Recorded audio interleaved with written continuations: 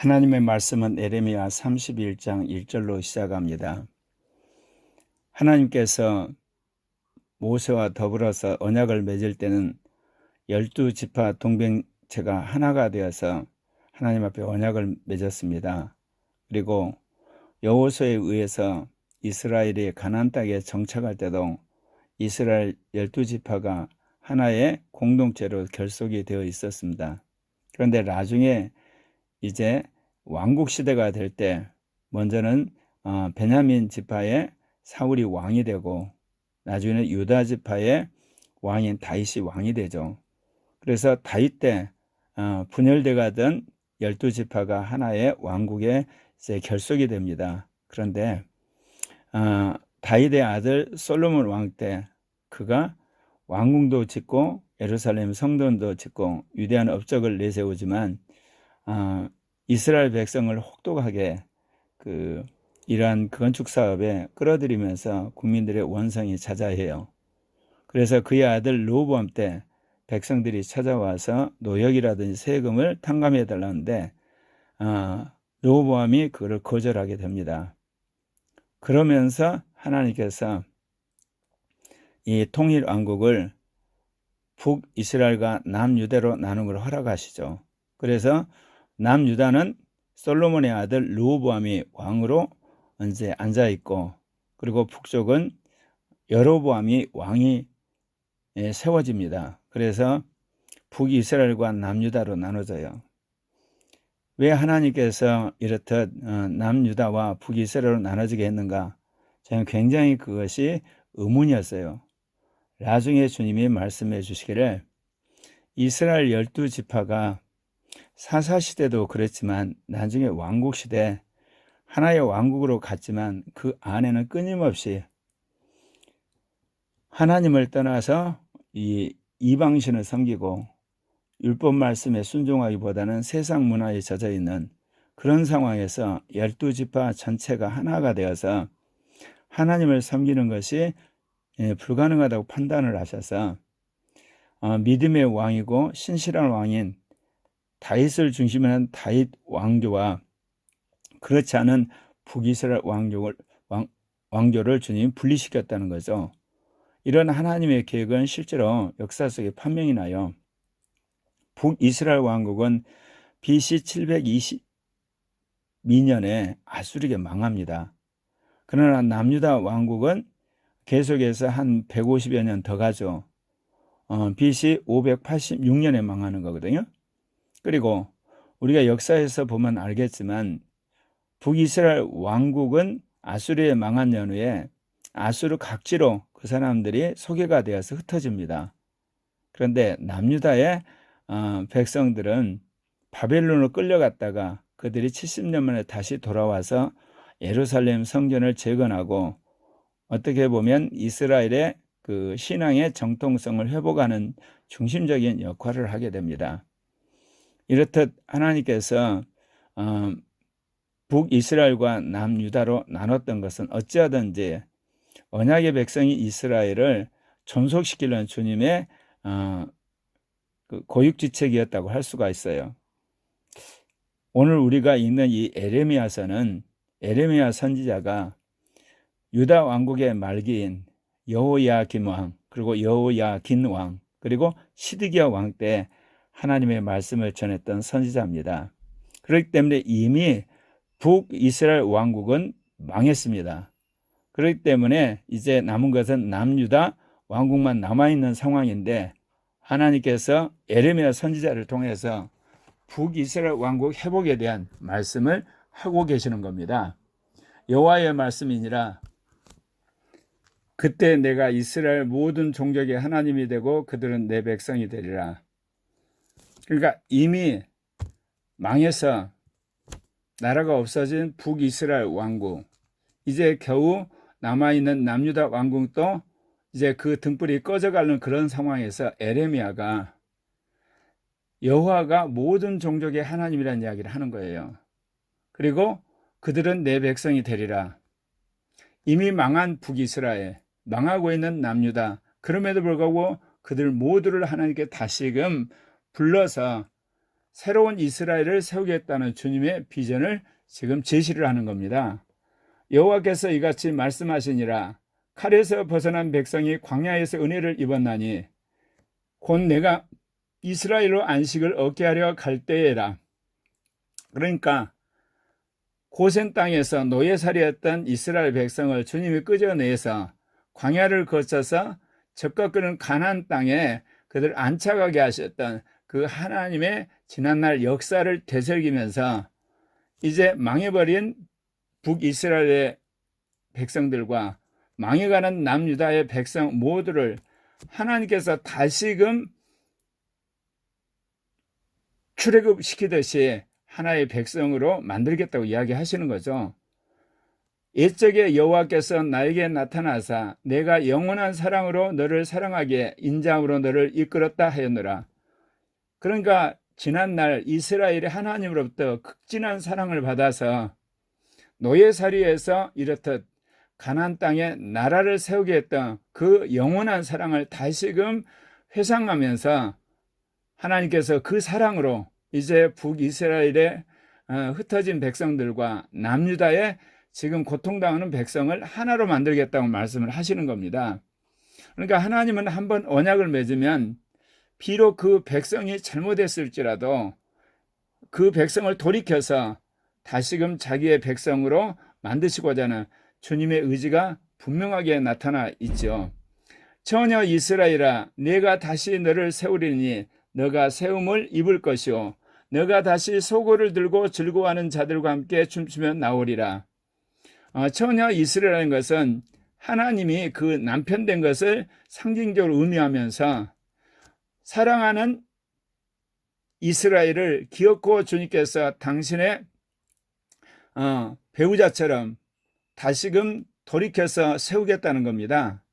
그래서 그리할 때 그 처녀 이스라엘이 너무 기뻐서 소고를 들고 즐거워하고 그리고 춤추면서 나오게 될 것이다.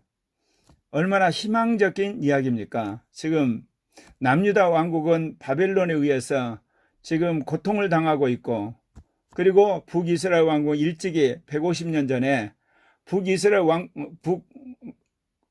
왕국은 아수리에서 망하는 그런 상황인데 하나님이 그들을 끄집어내서 다시금 자신의 아내처럼 그리고 자신의 사랑하는 연인처럼 그들을 세우고 그들로 하여금 정말 기뻐 춤추는 그날을 주님께서 약속을 하시는 겁니다.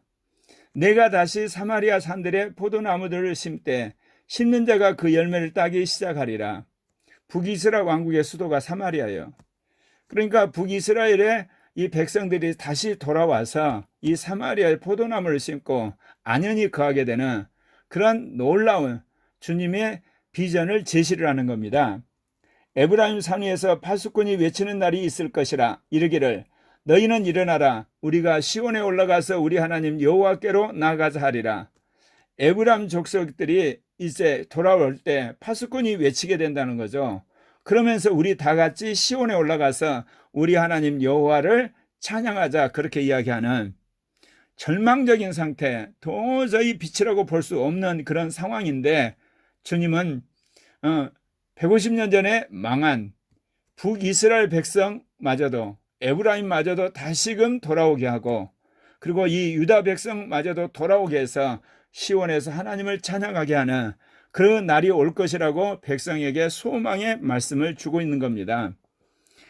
그리스도인들은 어떤 상황이 있더라도 우리는 좌절하거나 자포자기하거나 낙심해서는 아니 되는 겁니다.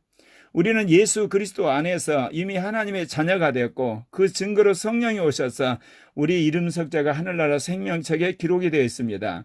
그렇기 때문에 우리는 이 땅에 국적을 가지고 있는 백성이면서 또 한편에서는 천국의 백성이라는 사실을 잊어서는 아니 되는 겁니다. 우리의 정체성이 천국의 백성이라는 정체성이라는 것을 분명히 하게 될 때 우리가 이 땅에서 겪는 여러 가지 희노애락의 인생의 고달픈 것들 또는 즐거운 것들은 잠시뿐입니다.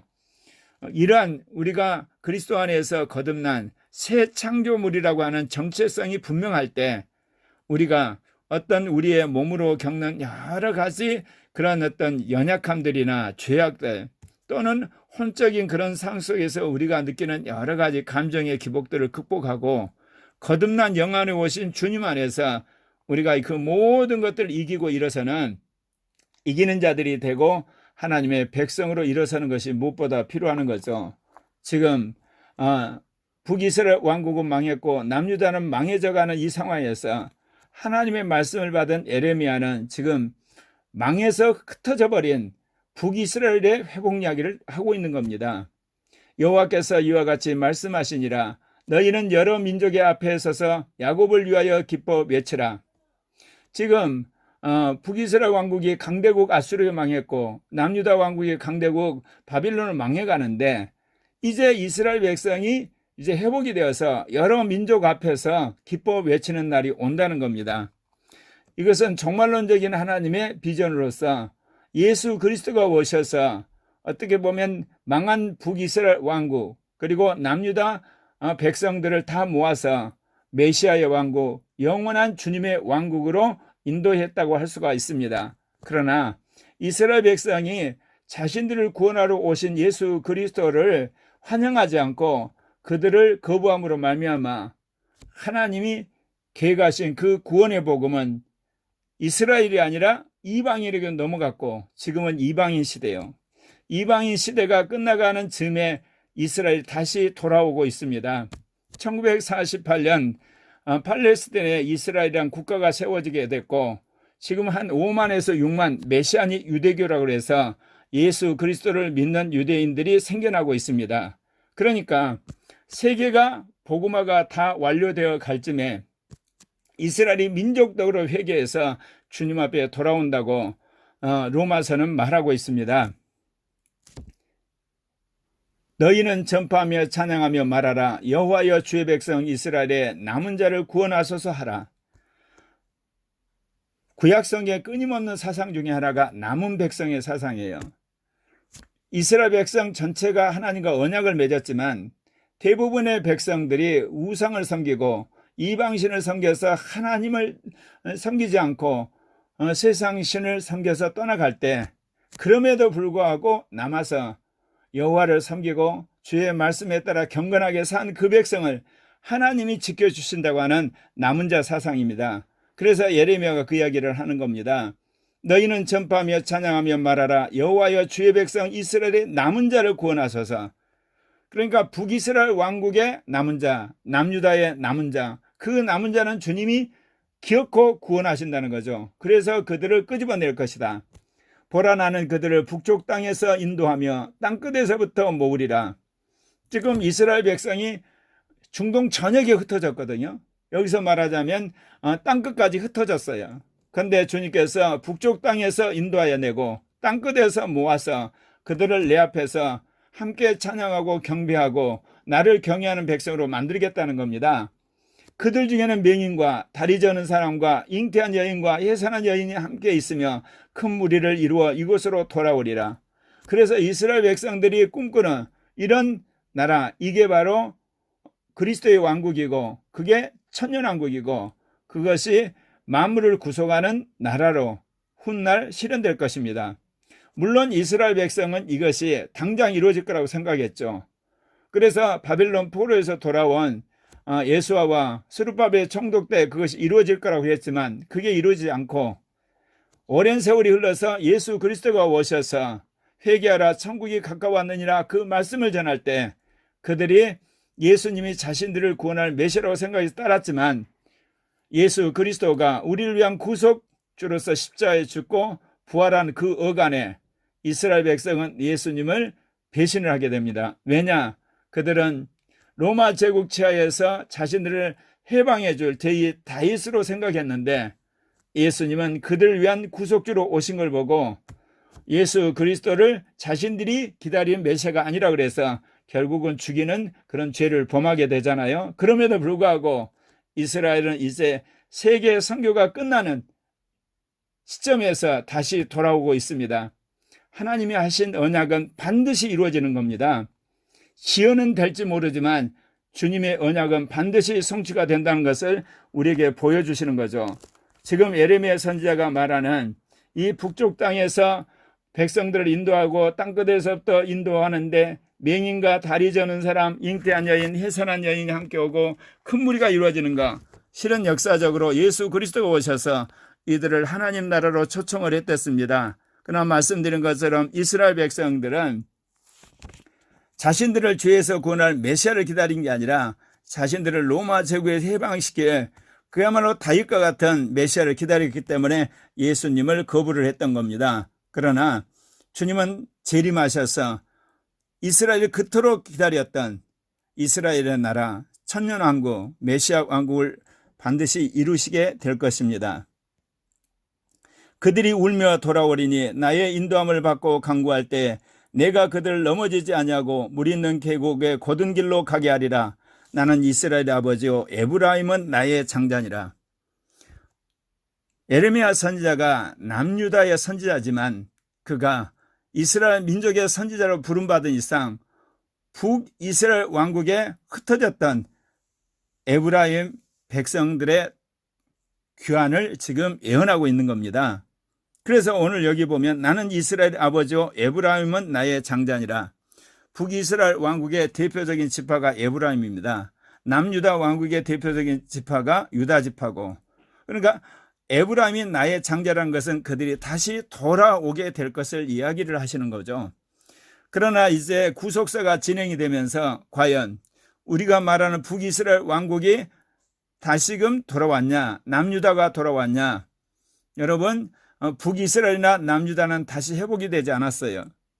하나님께서 그들을 예수 그리스도 안에서 다시금 회복을 시킬 것인데 초림 때는 그것이 이루어지지 아니었고 재림 때 주님께서 그것을 이루실 겁니다.